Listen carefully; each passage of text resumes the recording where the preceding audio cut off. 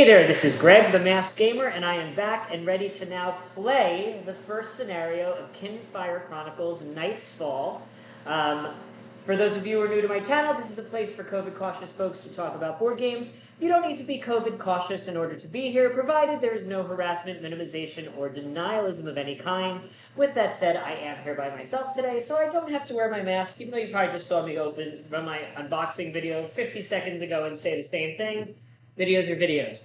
Okay, so I think I have set this up to the best of my ability before diving in. So we're going to actually be learning the rules as we go.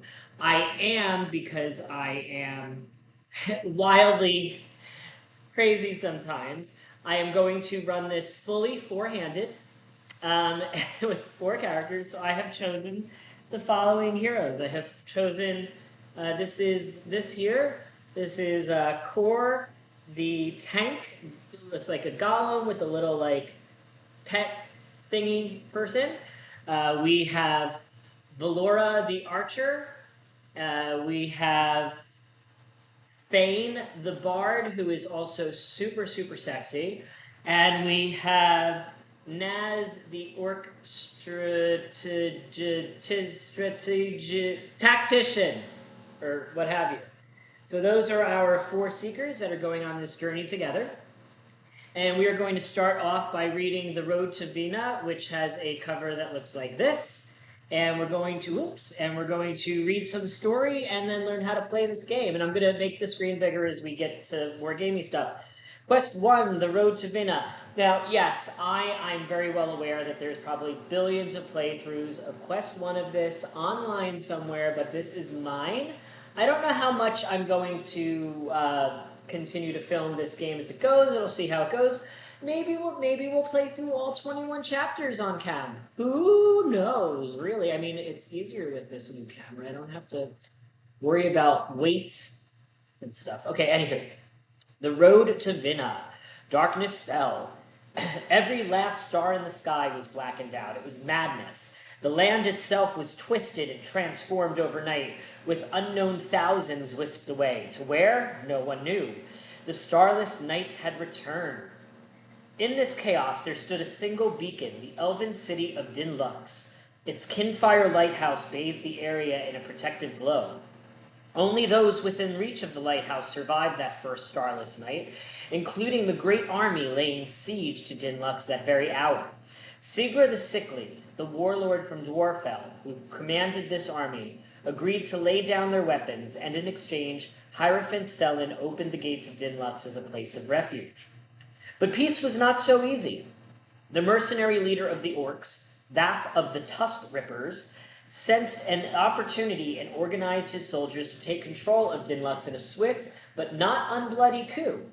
Once an unsteady peace settled in, with Vath sitting at the head of the city council, a new organization was established, the Seekers Guild. Oh my gosh, that's me and my friends, the Seekers Guild. Oh, and you'll notice, for sure, that the laptop is kind of crooked compared to the shelves behind me now. That's because my laptop broke for a few days, and while trying to fix it, I bent it. So my laptop is actually bent. Isn't that fun? Yay! Anywho, me and my companions are Seekers, a team of well-trained individuals working together on behalf of the people of Dinlux. Our magically crafted Kinfire lanterns allow us to navigate the darkness of the starless night somewhat safely. Still fresh to the guild, me and my fellow Seekers are out on assignment, escorting a caravan of workers and priests to Vina, a nearby farming village. Hierophant Selin will arrive in a few days to complete a new lighthouse, but built to protect the people and farms who have been essential to feeding the now overcrowded city. Night is beginning to fall. The normal kind of night, thankfully, when a dark shadow passes overhead. A shriek breaks the silence, followed by the rustling of leathery wings. A creature, long and scaled, circles and lands before you, a wyvern. You reach for your weapons. Yeah, so of course, we're going to dive right into a battle. This tells us to open the map atlas to 1. So here we go. Map atlas is on 1. We're going to switch our little cami cam. So now we can see the map atlas better. Oh, it looks like a dead dragon. How fun. And we're going to read 1-1. So we're going to flip to this. We're going to put this little thing over here to tell us that we are reading 1-1. And you're gonna watch me. Oh, you're gonna see me real bald if I bend over there to read that. But let's see how it goes. I'm gonna we're gonna put this. Oh my gosh, I don't like you seeing my head that. Okay, we're gonna put this here for now. As you lift your weapons to do battle with the wyvern, a shivery feeling rushes through you, an almost alien feeling of deja vu and correctness, as if you've been waiting all of your life for this moment. We gain 2 fate tokens, and we're going to punch them out of the cardboard in quest 1. So here we have quest folio 1, so we're going to go ahead and open this. Oh, what's inside? What's inside? We have a little rule book and a little punch board. So we've got a bunch of stuff in here. Look at that. Okay.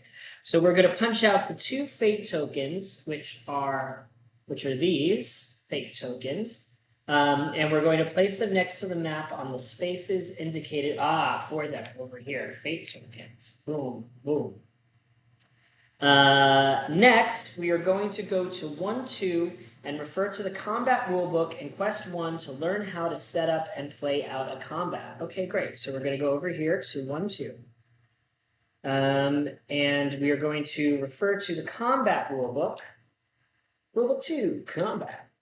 To learn how to set up and play out a combat. So I guess we're going to really be doing this in real time because they give me all the rules in here, of course, and I thought this was going to be less. Anywho.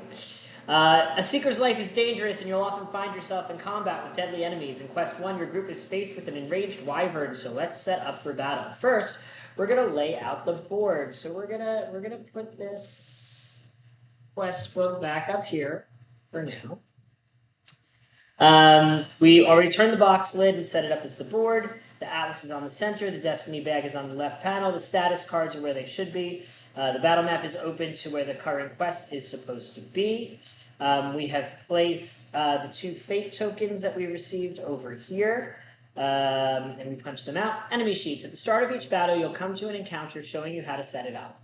Take the required enemy sheets from the folio and place them above the map. For Quest 1, go to encounter 1-2 right now and see that it shows the wyvern's sheet above the map. Okay. Place it as shown above the map. Okay, so we're gonna move this map up here a little, and we're gonna put this wyvern beast sheet over here. Okay. Then enemy ability tokens. The battle setup diagram also shows you how to set up the enemies or enemies apostrophe s or enemies i-e-s apostrophe ability tokens. We're going to look in the welcome box for the 13 ability tokens numbered 1 to 12 and a darkness token, and then we're going to punch them out and place them next to the enemies as shown. Okay, so we're going to do 1 and 2 and 3 and 4, and it says to do 5 right next to it, but based on our layout, we're going to put 5 under there. So we got 5, we got 6, we got 7, we got 8,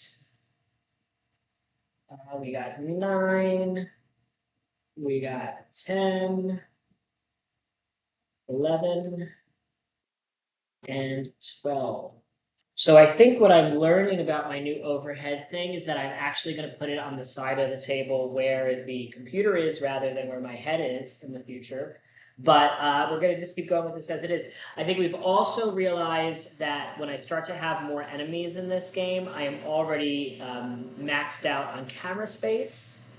Yeah, I'm already maxed out on camera space, so this is going to be as complicated as it gets. All right. Next, enemy health. We're going to place an enemy health tracker next to each enemy sheet and set it to the enemy's starting health. The large part of the sheet. For Quest 1, we are going to start the wyvern's enemy health tracker to 30. So, okay, so this is this. And it's got 30 health. There we go. Okay, enemy standees. We're going to look in the quest folio for the enemy standees. However, I have this super secret pack of acrylics, and they have numbers on them So I'm assuming that I'm going to start with the acrylic bag that says number 1. Yeah, that was about right. And here we go. So this is a dragony looking thing. Yeah, that looks like it.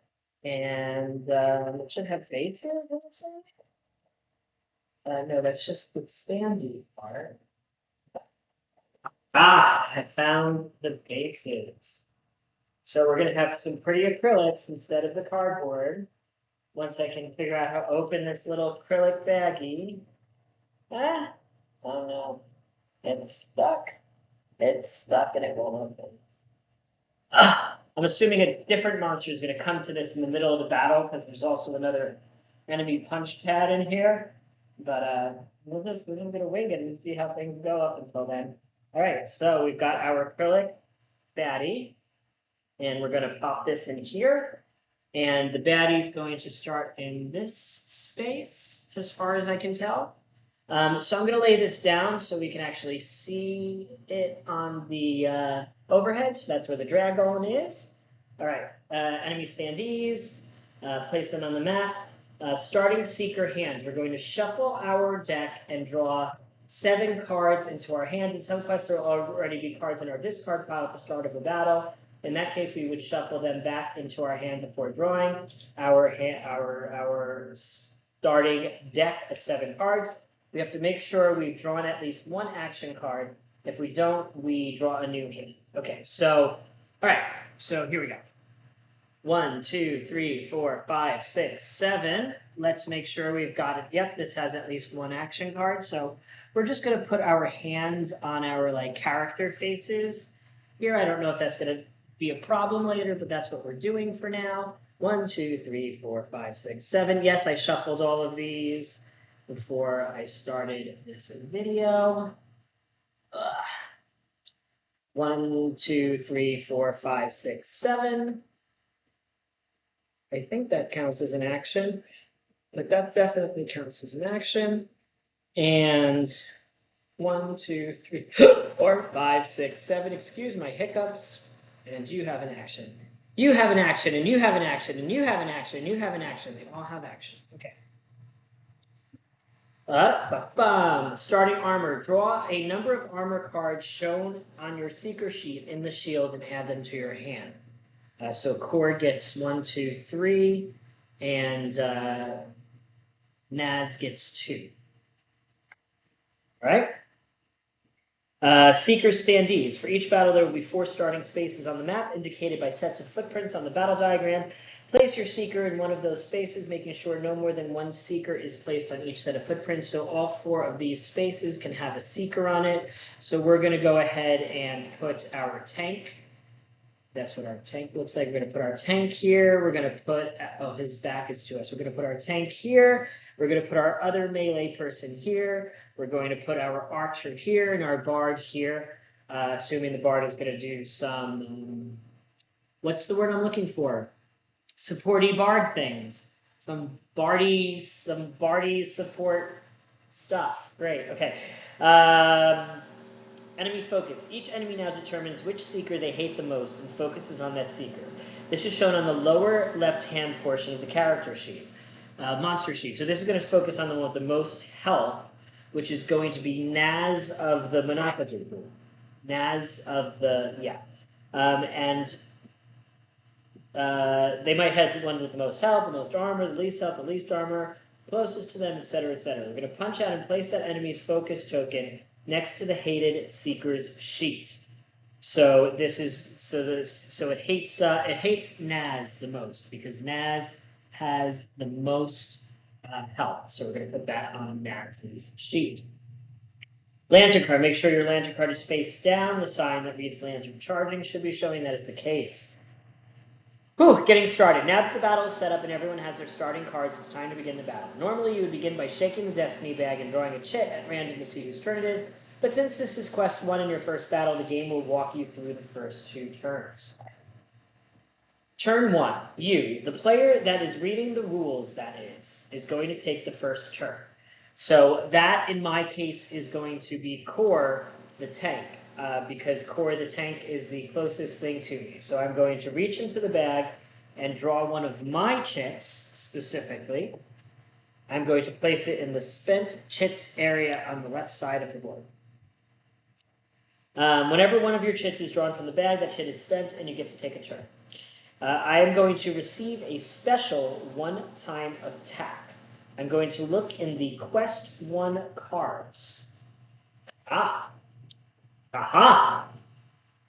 Cards! Quest 1 cards. I'm going to look in the Quest 1 cards for the Beginner's Luck card and add it to my hand. Beginner's Luck! Adding it to my hand. If you look at Beginner's Luck, you will see that there is a little arrow sign. See a little arrow? Followed by the number 4. This means that it will allow you to make a ranged attack that will deal 4 damage to the enemy. Cool. Ranged attacks with the bow and arrow can only be made against foes that are exactly 1 space away from you. Fortunately, you can always move 1 space on your turn, either before or after you play a card. So I'm going to move my Seeker 1 space towards the Wyvern, and I'm going to put the Seeker in the middle here because that's my tank. And then I'm going to play my Beginner's Luck card face up in front of me. Play it. This is the moment where your companions have the opportunity to help you attack. Each other player should look in their hand and see if they have any cards that look like they have a boost. So like that is like a card like this with the little thingy on the bottom. Boost, Fate's Lament, or Boost, Bolt of Confusion, or Boost, Battle of the Fade. For now, we're only interested in boosting the damage dealt by your attack. If anyone has a damage boost in their hand, they should play the biggest one they have, placing it face up in their discard pile. This is called boosting in action, and each other Seeker can play 1 and only 1 boost card on each of your action cards. It's important to note you can't boost your own actions. Normally, a boost card has to match the color of the action it's being played on, but in this case, because Beginner's Luck is white, it is a wild color, and any color boost can match it. So first, okay, so Fane Longbird has a Battle of the Fade boost, which is going to deal 2 extra damage. Naz of the Wind Strikes does not have any damage boosts, so she's going to be useless. And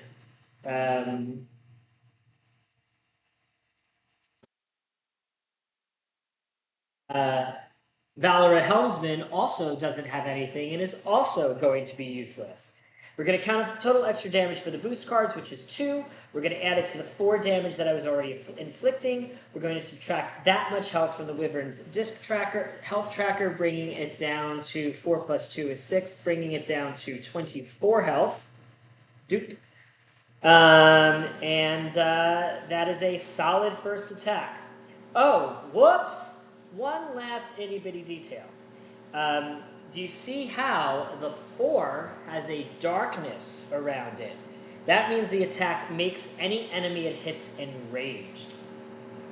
So if you don't already have the Wyvern's Focus token, because Naz had it because she has the most health, we're going to take it and place it on our Seeker sheet. So we got aggro by playing that card. Okay, cool. It'll be fine, probably. Nice rulebook writing. After you finish resolving an action card, place it face up in your discard pile. However, Beginner's Luck is a one-time only attack and has the disposable trait on it. That means instead of discarding it, you must remove it from your deck and return it from whence it came. In this case, we will return it to the Quest 1 cards, and it was nice while it lasted. I'm just going to read some flavor text on this card. The attack flies straight and true, lodging right in the soft tissue of the Wyvern's nostril. You're pretty sure you couldn't replicate that if you tried. This is like the exact opposite of Kingdom Death Monster in Aeon Trespass Odyssey, where everything goes wrong. I try to hit the monster, but it poops on my head and I die. No, here, I shoot it in the nostril, it's perfect, yada, yada, yada. This goes back in the deck there. This is cute, I like it so far. Okay, After moving and acting, you check your hand of cards and make sure you have at least one card left. We do, obviously, and if so, that ends our turn. Yay, we just did our first turn. This is cute. I like it. I already don't think I will be filming the entire game series. I think this might be the only one because I already think it's going to be a little bit of paying attention. But anywho, turn 2. After a turn ends, you will reach back into the bag and draw out a new chit to see who goes next. In this case, we will search the bag for the enemy chit numbered 1, because that's what the book is telling us to do. Now, why it told me to put all of these in here so that I get to waste your time and mine, I don't know, but I found the chit labeled 1. Chit labeled 1. Dun, dun, dun, dun. Okay. The wyvern's upper ability. Oh, so it does matter what column these are on. Okay, so we have to shift the wyvern over to the left a little bit because number 5 is its upper abilities, and then number 6 through 9 and the darkness token that I didn't punch out at the board are its second level of abilities. And then this is its third level ability. So we're going to go ahead and put the health. Oh, shoot. So we're going to do this. This goes here. These go here. And the health tracker goes here. We can still kind of see what its health is. But you can see, playing this 4 players, I am not going to be able to do a very good job of keeping everything on camera for my friends and neighbors at home. So that probably won't happen. Okay. So we drew number 1. It will trigger its upper ability. That ability says the wyvern makes a melee attack for 8 damage. With a sudden lunge, the wyvern darts forward, snapping its massive jaws at you. Okay. Melee attacks can only be made against a foe that is in the same space, but like Seekers, enemies can move 1 space before attacking. However, how do you know who an enemy wants to attack? Well, whoever has the enemy's focus token is the enemy's focus. The enemy wants to kill any other seekers the enemy wants to kill that speaker specifically and will ignore any other seekers to pursue only them. Unfortunately, you did enrage the dragon with your previous attack, so you have its focus token right now. The wyvern will move into your space. It will attack you for 8 damage. Now, here's another opportunity for your companions to help you out. They should look in their hands and see if they have any boost cards that have a shield on it. Each companion may play one of these block boosts to reduce the damage the wyvern is about to inflict on you, if they have any. They should play their biggest block boost face up in their discard pile, and as for before, you cannot play a boost for yourself. Okay, so let's see here. We have no blocks for the bard. The bard helps attack this. That's good. We have... Yes. We have a... cannot play a boost for yourself. It must match the color of the enemy's attack, but the enemy's attack is white. Okay, so Naz of the Wind Strikes blocks 1 using Surround, and Valera, I think, have it too. Yep. Valera can block with a solid shot for 2, so that's 3 total stopping. When playing a block boost, it must match the color of the enemy's attack. In this case, the attack is white, so any color will do it.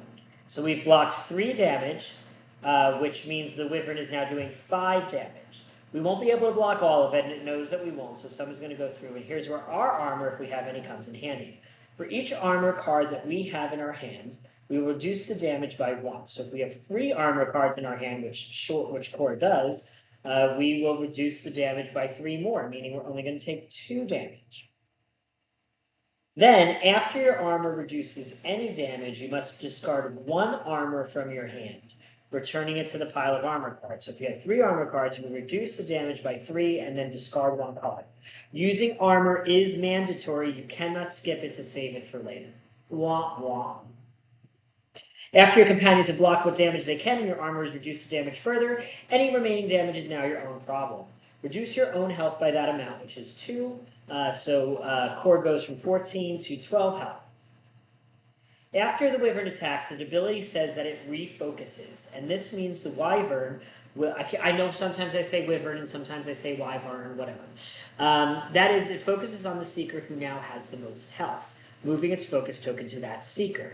This is probably no longer you because you took serious damage from the attack, so the wyvern will change its focus away from you. Whew! Note that if the wyvern hadn't been able to move close enough to attack you, its attack wouldn't have triggered, even if it could have moved to another seeker instead. After all, it didn't care about that seeker, it wanted you dead specifically. So we're going to move the focus token to Naz and the wind strikes. And now that the wyvern's upper ability is fully resolved, its turn is over, and the example is finished. Good luck in the battle. Now that you've experienced a couple of turns, you're familiar with the most important rules for the battle. All this up to go over some details so you have them here if you need them later. Here's some icons that you might get on sheets. Should I read all of that now? I'm gonna draw a token from the bag, see what happens, and if I have questions, then I'll refer back to the document. Okay, so we've got we're shuffling these up, we're shuffling these up, we're shuffling these up. Okay. So we have drawn a red heart, which I don't know what a red heart is. Red heart. Red heart. Red heart. When a heart is drawn, place it in one of the empty spaces on the time track on the board. The players then choose a seeker, and that seeker takes a turn. Okay. So we can choose anybody we want to take a turn.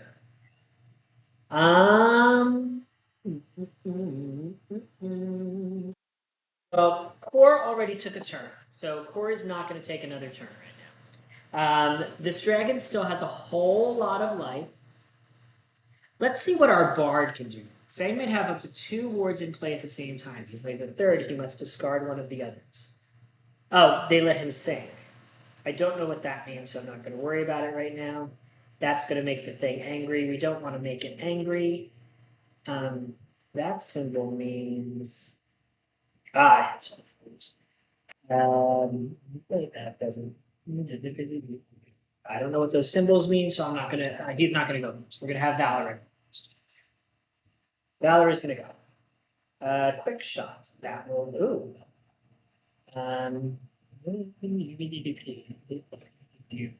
I know I'm just kind of like reading this very quickly, but that is just what I'm doing.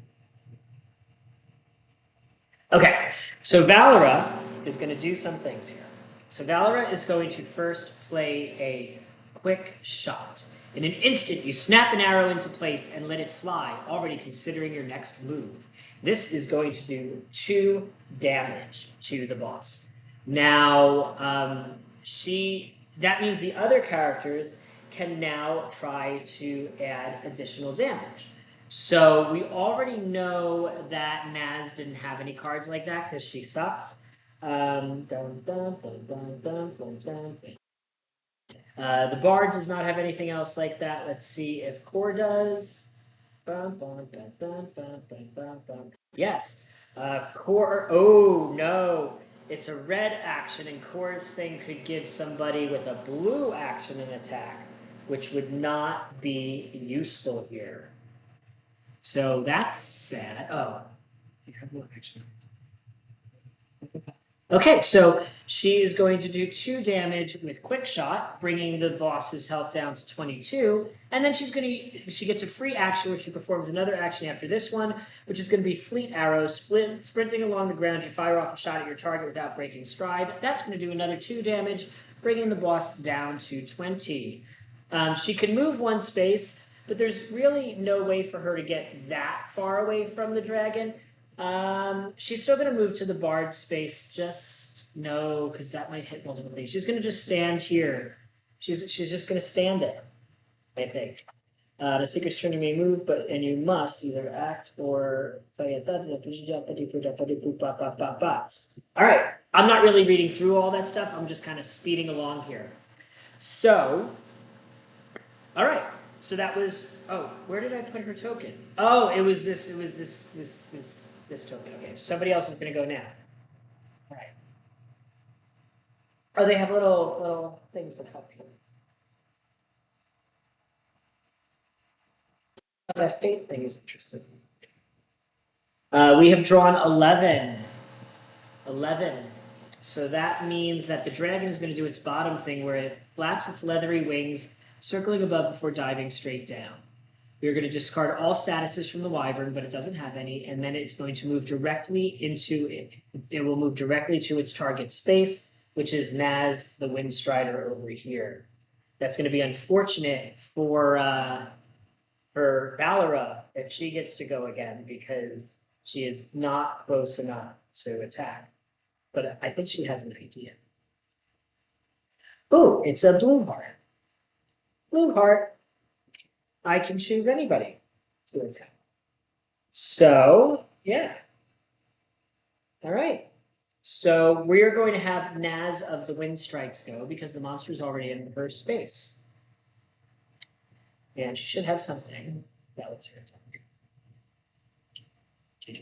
It's means to. Okay, so we are going to use Duel of Honor. Shifting your stance, you focus your entire attention on a single enemy. It does 1 damage plus 3 if no one other than your target is in your space. So that's cool. So that's going to do 4 damage to the dragon because that's the only other thing in the space. So that brings it down to 16 and it enrages it, but that's fine because, yeah, because I said so. All right, we're going to read some other stuff before we continue, I think, at this juncture because we've done a few turns. All right. Swords are melee hits that can only attack a foe in the same space. Ranged attacks are exactly 1 space away. Anything that has bold, like a dark, where it's like this here, will hit all foes in the space. Then we talk about damage that draws focus. There is hurt status in addition to damage. So if something is hurt when this ability triggers, hurt inflicts a hurt status to its target. See statuses. We'll read more about that in a bit. Gain 2 health means you can gain health. Suffer 2 health means suffer 2 health. Gain armor means you draw an armor card. Gain exhaustion means you add an exhausted card to your discard pile. Usually between battles, that gets shuffled into your deck at the start of the next battle, and then that will, I guess, be bad for you. A little fiery thing means to gain a Kinfire token. I don't even know what that means, but sure. Then there's like something that says a ward action. Oh, ward actions stay in play once played, and they continue their effect as described on the card. You can only have 1 in play at a time, except for the bard, which can have 2 in play at a time. We trigger the next token, blah, blah, blah. When the darkness chit is drawn, we choose whatever has the darkness token here. When all 4 spaces on the time tracker are full, we reset the destiny bag. All the spent chits go back into the bag. We shake it up. You never see every chit in the bag. You can't determine what chit will come out next. What's the point of destiny? That can't surprise you. Sometimes you may find yourself in a life or death situation. You can spend a fate token before drawing from the bag. That you put it into the void box, which is found in the loot box. Don't worry about that token anymore. It will be fine. It remains in the void. Okay. Then you draw 4 chits instead of 1. Choose 1 to play and return the other 3 to the bag. A maximum of 3 can be spent per battle, but you can save any you have left for future battles. Seeker's turn. During your turn, you can do the following things. You may move 1 space. You must play a card or pass and either draw or discard 1 card. Boosts are played outside of your time. Turn block. You can use a move boost to let people move. You can use a card boost when somebody plays something, lets them draw or discard a card. That will allow them to draw or discard more cards. When somebody regains health, they can get a thing with there. When a chit is drawn, you can play a redraw boost to return that chit to the bag and draw again. They don't have to be played during a turn. Multiple boosts don't have to be the same color as each other. refilling your hand. If you find yourself without any action cards in your hand, discard your hand, returning any status or armor cards to the supply. After you draw a new hand, draw armor. If you ever find yourself with no action cards, so you still have actions, you still have actions, you still have actions. Okay, everybody still has actions, so we have to check that at the end of the turn.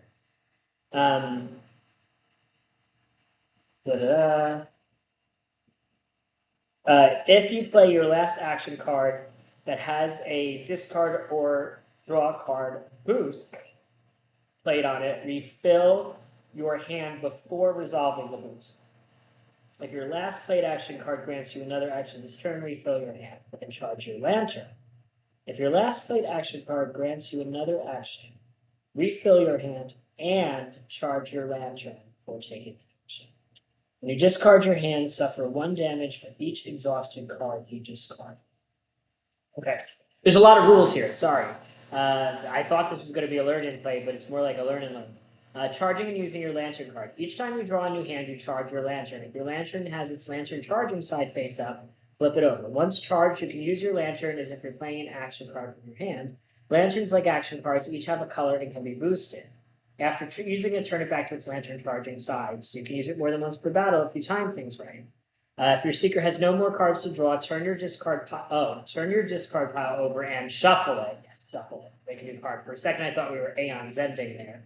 In the likely event that both are empty, you can't draw any further. Each seeker has a special ability on the upper left-hand corner of their sheet. Oh.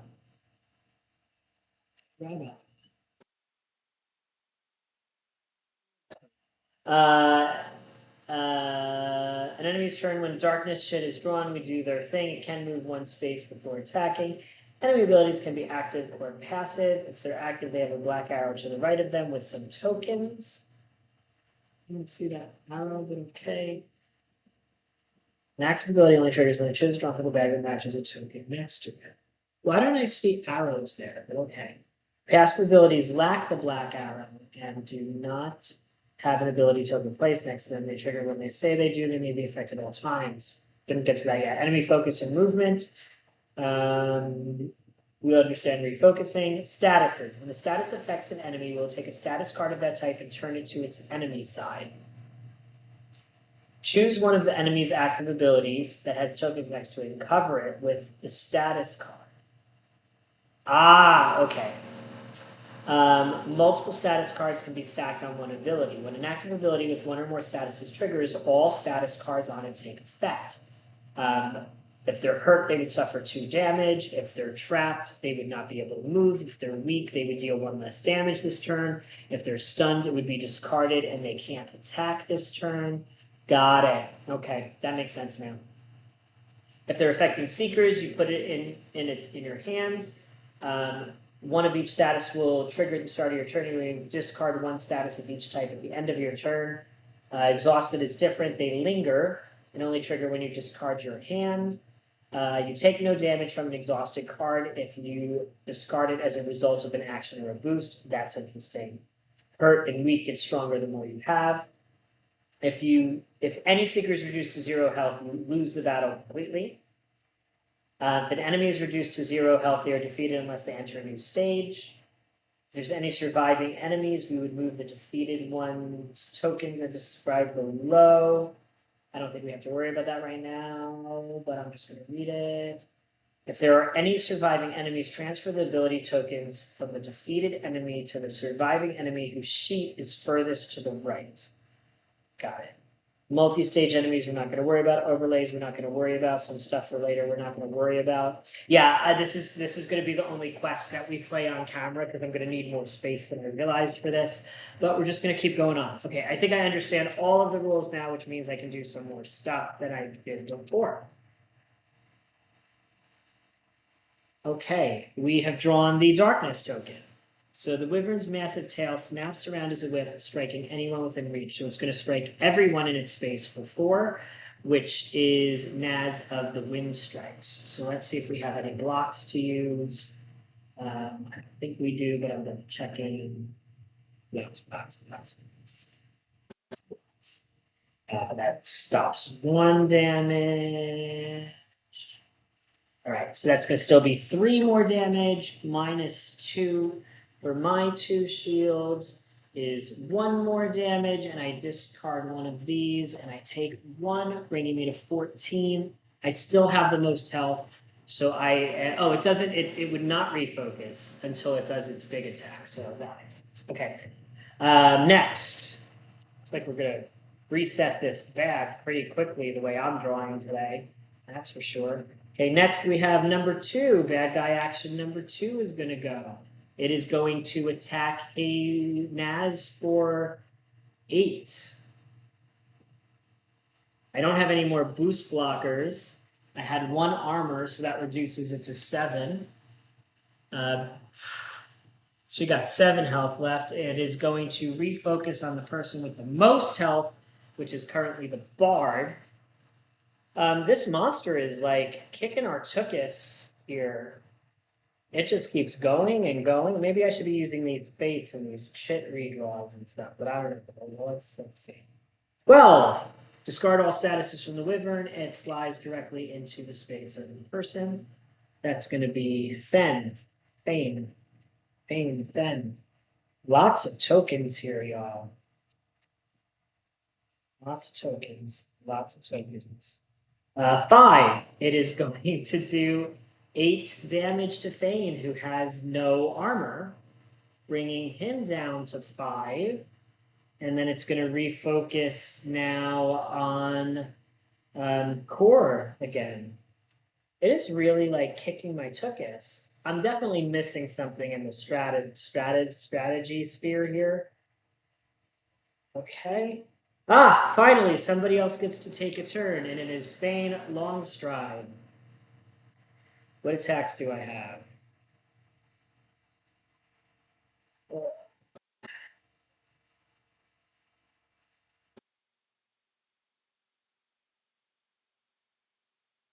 Okay, interesting.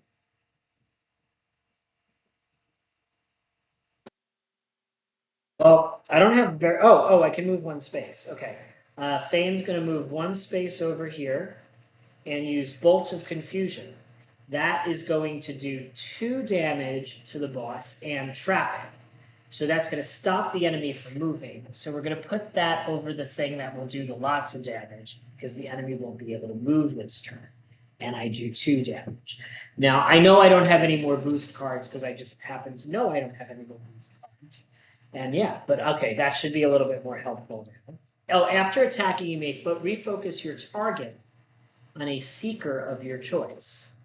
No, I want to keep it at core. Sure. Next, we have 7. Oh no! So that is going to allow it to move. Well, because it was the top one that trapped it, so it's going to move over here and do 4 damage to core.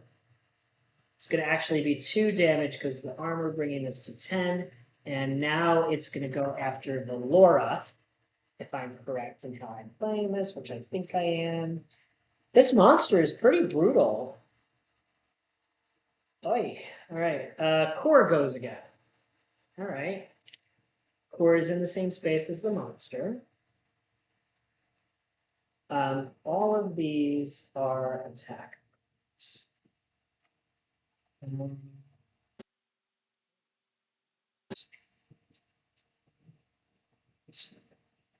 All right, we're going to move 1 space over to the bard, and we're going to use Earth Blood Vial. And that says, at the slightest threat, Core rushes to aid their friends. In 1 swift movement, they uncork the vial, releasing a thick liquid that hardens into a protective shell. You and each seeker in your space gets a shield. So that's a shield for you, and a shield for you. And I get to do a free action after that.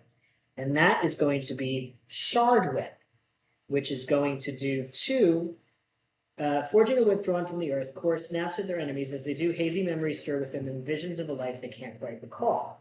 And that lets us do +2 damage for every armor we discard. So we're going to discard 2 armor. So that is a total of 6. bringing this to 8. Now the problem here is that also refocuses the monster on me again. But it's going to be fine. It's going to be fine. It's going to be fine. It's going to be fine, fine, fine, fine, fine, fine, fine, fine, fine.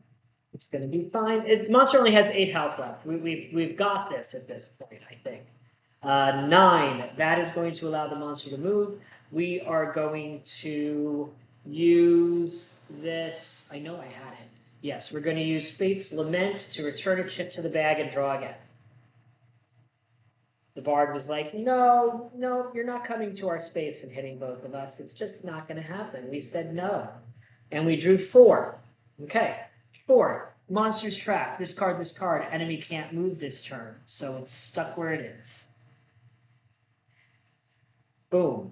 Doesn't get to attack. Well, I think it would only do that. I think it only refocuses if it actually did the attack, would be my guess. But let me double check. I didn't focus.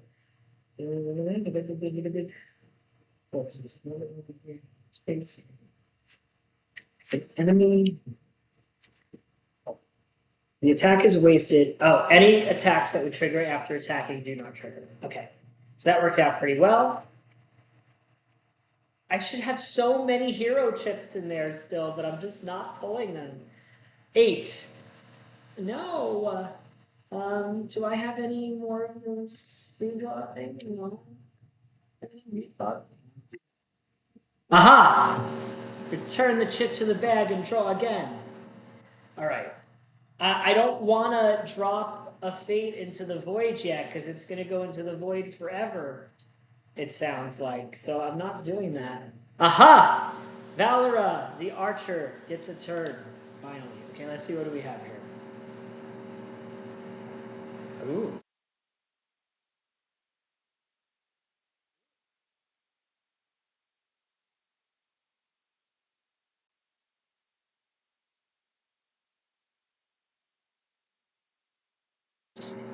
We are going to use a splatter arrow. Let's see if first we have any other attack boosts.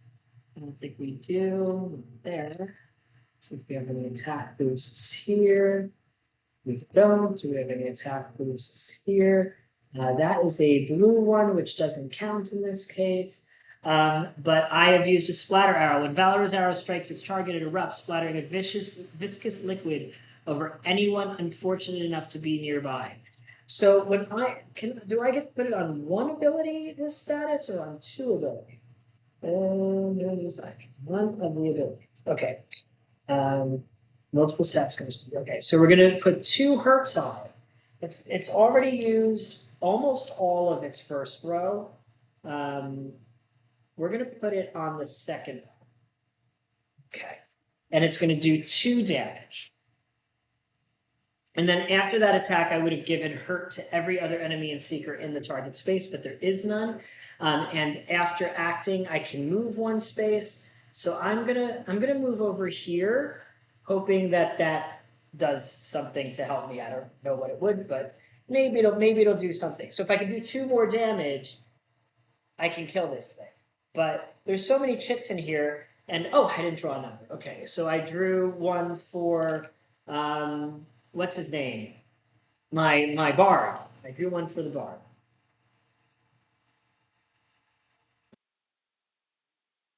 He's going to start to sing Fate's Lament. I can gain 1 health. Every time, while this is in play, every time a seeker plays a blue action, they may also gain 1 health. But I can see if I can boost that health gain any. But I don't think I can. No. But I get a free action, so I can do another action after this. Oh, both of his songs did free actions. The Midnight Jig, that's the second song. We'll dance on through the night, we'll sing until the dawn, we'll laugh into the shadows, and we'll revel till we're gone. Oh, they have songs. We're going to give a week, and we're going to pop that on the first one, because that's a nasty little ability. While this is in play, each time a seeker plays a green action, they can give a week, and then I get another free action. So it's like a free action, a free action, and a free action. I'm going to move into its space, and I'm going to use Mystic Force to attack it for 1. And that is a white card, so I can use this to turn that into a 2. And it's going to refocus on me, but I can move each of my targets one space away. And we're going to move this into this corner here just to keep it away from everyone else. And at that point in time, I am out of action cards. So, I have no action cards in my hand. I have to discard my remaining cards, draw a new hand of 7.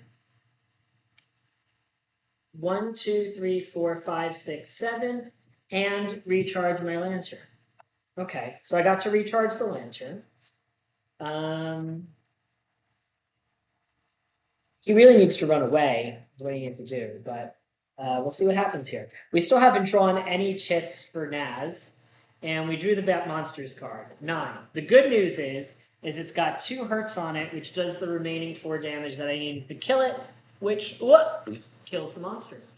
The Wyvern is reduced to 0 health, so I go to 1-4. Okay. The Wyvern folds its wings over itself, finally defeated. You turn to the people expecting relief and gratitude, and instead you're met with wide eyes and screams. You turn back in time to see the creature throw open its wings, and the battle is not nearly over. The Wyvern enters its second stage. Place over, oh shit. Okay, all right, so we're going to put this over here. We're going to place overlays 1A, 1B, and 1C on its sheets. We're going to see that in the rule book for more stuff. That was fun. Overlays are cards that are placed on top of an enemy's sheet to change their abilities, behavior, or even art. Find the number at the bottom of the overlay and match it to the number location on the enemy sheet to determine where it goes. Once the overlay is in place, it completely replaces any information that was underneath it. If an overlay causes an active ability to change into a passive ability, divide its ability tokens between the enemy's remaining active abilities, with any odd token being placed on an ability of the player's choice. Okay, so we have overlays. So overlay A, this is going to go here, I believe. Yes, 1A. And that shows that the monster is in a different form. It's just in a different form. And then overlay 1B.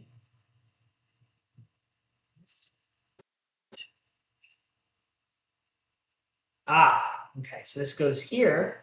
So it's now going to have 15 health. 15 health there. And then overlay 1C. I guess that's going to go on the bottom. I don't really see where to put it, is the thing. That's what I don't understand. It's going to tell you an overlay, bottom of the overlay, and match it to a numbered location on the enemy sheet. Find the number at the bottom of the overlay. I see. Boom. All attacks deal 1 less damage to the Wyvern. Is that, how do I know if that's a passive? Oh, because it doesn't have this little stoopy thing. So everything does 1 less damage to it now. Okay, I see. We remove all statuses from its sheet. So the weakness goes away. Any leftover damage is ignored. Any ability tokens now on passive abilities are divided among the enemy's active abilities. So 10 goes up here, 11 goes here, and then I can choose which one I want to put the other thing on. I think I'm going to do it to the ranged attack one. Okay, and then the battle continues. Right. So it died doing a thing. What happens if it dies on its turn? That's a good question. I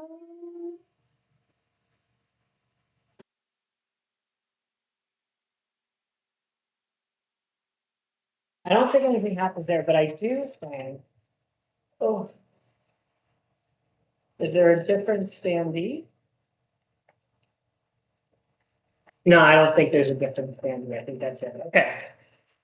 So this is now not great. I mean, it wasn't great before, but it's less great now.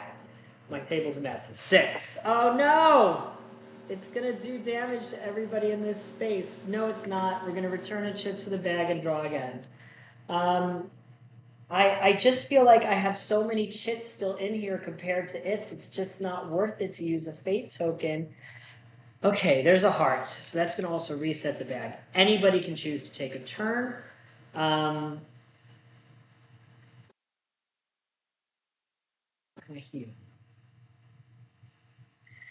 Anytime I play a blue card, I would gain health.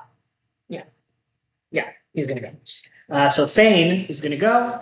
Thane is going to attack for 2, +1 per ward in play, which is +2. So that's 4 damage, -1 because everything deals 1 less, is 3 damage to the Wyvern.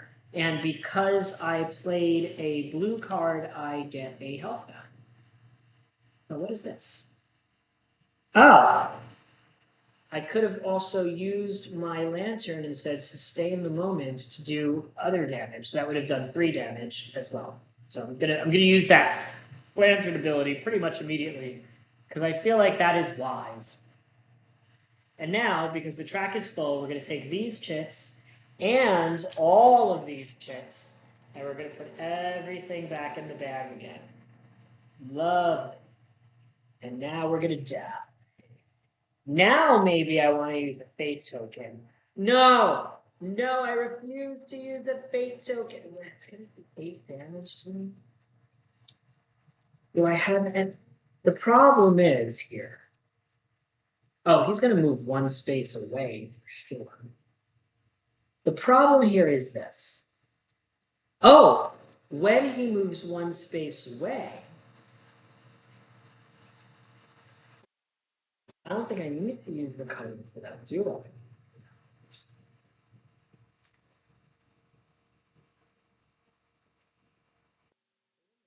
I? Oh. Play when another seeker plays an action to let them move 1 before or after the action. Okay, so I would need to have a movement 1 that's blue to have played that on the monostrike, and this is blue. So that would have let him move 2 spaces, which gets him further away from the monster, which means I have at least 1 movement thing to deal with, because the monster can only move 1 space. See, I'm getting the hang of it. I'm getting the hang of it. Okay. This is a nice little puzzle. Like it. Oh, good. Valera gets to go. Valera is not in the best of positions, but she can put this ward in play where she mutters a familiar charm that aided her on so many hunts. While this card is in play, her attacks may target enemies 2 spaces away, and she gets an extra attack. So she's going to use Acid Arrow. She draws one of her handcrafted arrows, smirking as she remembers the scolding she received after discovering this mixture as a child. That's going to allow her to do only 1 damage unless I can boost it. Ah, yes, I can boost another Seeker's attack by 1, so that'll do 2, which is actually 1. And it lets me put her on 2 enemy abilities. Boom, boom. She doesn't need to move, that's for sure. She is out of cards, however, so she's going to charge her lantern and draw 7. 1, 2, 3, 4, 5, 6, 7. Each time she enters a space with that enemy, she can choose another seeker within 1 space of her who can gain a shield. I forgot all about that. Great. I mean, Naz never gets a turn. Naz does not get turns in this game. She just doesn't get turns. Oh, this is horrible. 8. Okay. So it's going to be going after Fane, so that is okay. So it is an 8, which first it's going to hurt and suffer 2 because of that. And then it's going to move 1 towards Fane. Okay. Do I have any empty chits? Yes, I think I do. Oh, that was a blue card. Ah, well, she can't gain it.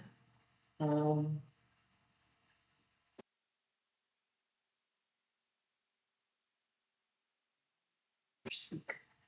Play with another seeker. Plays an action. I'm going to show you this actually after this election. I don't know. I don't know what I'm doing. Oh, so I should have been doing this. Okay, so I played a blue and a green.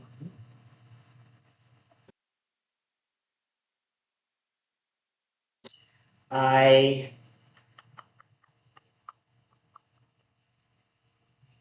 green one doesn't do it. Okay. Well, do I have any other draw checks? I don't. I could die here. Each time a seeker, if in one space of core is damaged, core may direct one damage from that seeker to himself. But I forgot to do that. I have some block cards, I think, in the deck now, though, so I think I'll be okay. 6. All right. So it's going to come here and try to do 4 to me. That blocks 2. So that's 2 to me. That blocks 1. So that's 1 to me. Okay, so that's just 1. Well, each time a seeker plays a green action, that was a green action. Oh, so I could have put a weak on there too. Okay. Now it's a little bit nastier. That will cause it to do 1 less, which will be 7. And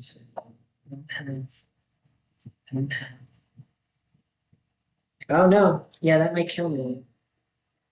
I'm still not gonna do it. I'm just not gonna do it. I'm not gonna do it. I'm gonna assume with the 12 tokens in here that I can draw one that gives me an action, and it does. Okay. So we're gonna have to have Fang do some more stuff.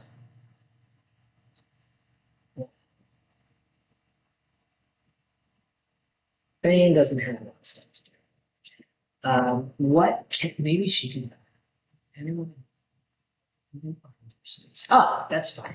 Snipe targets anyone on the map and does 7 damage. So that's 7. That's a green card. So that is. Oh, it doesn't matter. 7 minus 1 is 6. That brings it to 0. Boom. Okay. Did it. If the wyvern is reduced to 0, go to 1-5. At last, the wyvern is slain. Some of the merchants from the caravan casually ask to purchase the wyvern's carcass. Apparently, they have a variety of uses. You look at each other and then agree, provided you can keep some of the wing leather. You take the money that they offer you, but you don't offer to help as they load the stinking carcass onto the wagon. You gain 6 coins. You continue on the road to Vina, wary and unsure what else may lie between you and your destination. This quest is over. The next time you play, return to quest 2. Now, I don't know what these tokens are that are on here. There's another thing here.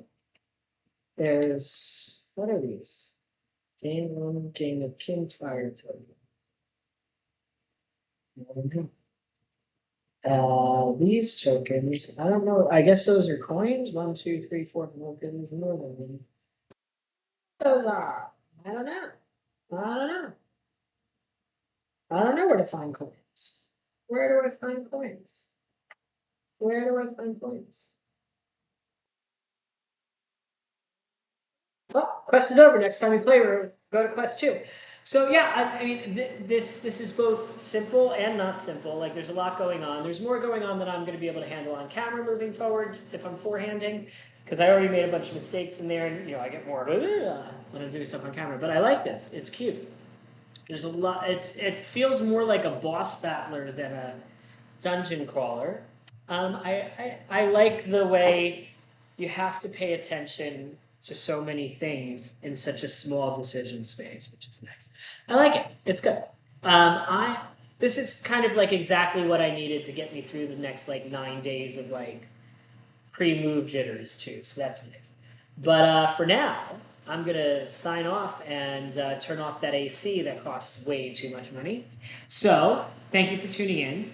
Don't forget to like, don't forget to subscribe, and whatever you do, please, unlike Fane, well, no, Fane managed to, barely, keep those health bars full. Thank you, and have a great day.